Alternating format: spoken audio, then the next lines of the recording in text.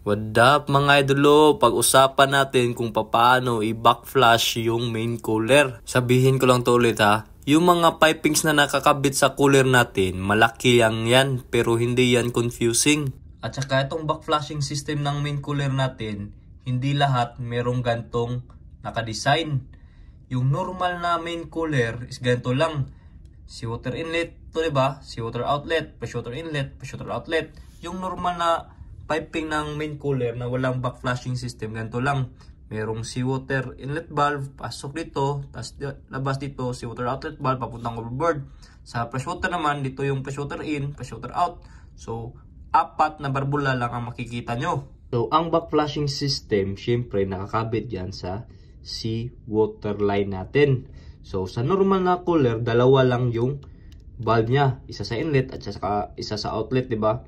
Kapag yung main cooler nyo, merong backflashing system, ang makikita nyong seawater valves dyan is 4. So, bali, ganito yung magiging itsura niya.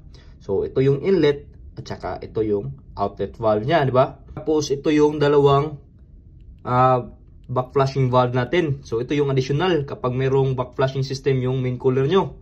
So, normally, kapag mag-isolate tayo ng cooler, may video na ako about nito pero ulitin natin. So, kapag nag-isolate tayo ng main cooler, ang gagawin natin is sinisirado natin yung seawater inlet at saka seawater outlet. Itong dalawang normal valve. Pagtapos natin masirado yung dalawang valve na yan, is ibuksan natin yung vent. So, binubuksan natin to para makasigurado tayo na itong dalawang valve na to is nag-hold. So, kapag tuloy-tuloy yung tubig na lumalabas dyan, ibig sabihin hindi nag-hold. Kapag nawala naman yung tubig na lumalabas dyan, means isolated na. Pwede na natin buksan yung cover ng cooler. So, dun tayo magdi-drain.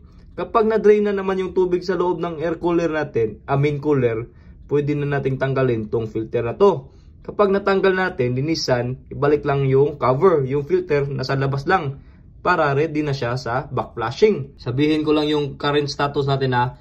So, itong 4 na valvula na to is sirado, di ba? Yung vent valve natin bukas, yung filter natin nasa labas, pero nakakabit na yung cover niya. So, means ready na for filling para mag-backflashing.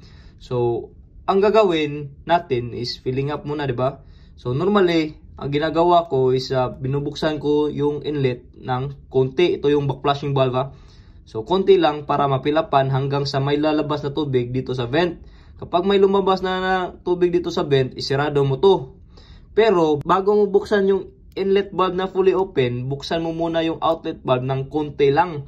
Kasi kapag hindi mo gagawin yan at naka-fully open na to, mahihirapan ka sa pagbukas nito. Kasi nga sa pressure. So, buksan mo to konti, tsaka i-fully open mo to. Pag na-fully open na yung inlet, pwede mo nang i-fully open yung outlet. So, ang mangyayari sa flow na to is backflow na, di ba?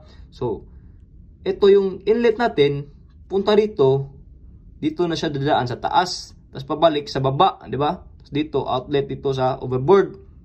So, yan yung backflashing. Kasi itong backflashing, ginagawa to sa cooler para linisin yung mga plate sa loob, di ba? And most important thing na dapat i-remember nyo, kapag nagbabackflash kayo, siguraduhin nyo yung filter na sa labas. Kasi kapag nasa loob yan, tapos nagbabackflash kayo, masisira yan. So, summarize ko lang guys ha. In a normal situation, kapag natakbo tayo, yung cooler natakbo, yung flow ng seawater niya is dito talaga sa seawater inlet, galing sa baba, pataas, diba? Pag ganun, seawater outlet.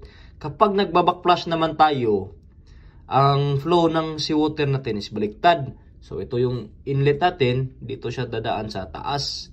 Tapos dito, siya lalabas sa baba. Tapos yun. Yun guys.